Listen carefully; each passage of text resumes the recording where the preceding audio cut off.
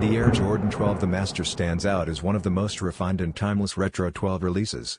Inspired by Michael Jordan's iconic 1997 Master poster, the shoe captures the same powerful, grounded energy seen in that classic image.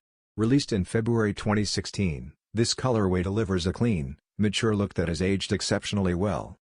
Its upper features premium tumbled black leather paired with a textured mudguard that adds structure and depth. Metallic gold eyelets give a subtle touch of luxury without overpowering the design. The white Jumpman panel on the midsole provides sharp contrast, echoing the tones of the original poster and highlighting the silhouette's bold lines.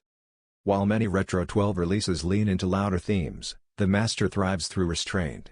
Its minimal, all-black approach makes it a pair that continues to attract collectors almost a decade later. Though no longer available at retail, sizes can still be found on resale platforms like StockX for those looking to secure a pair.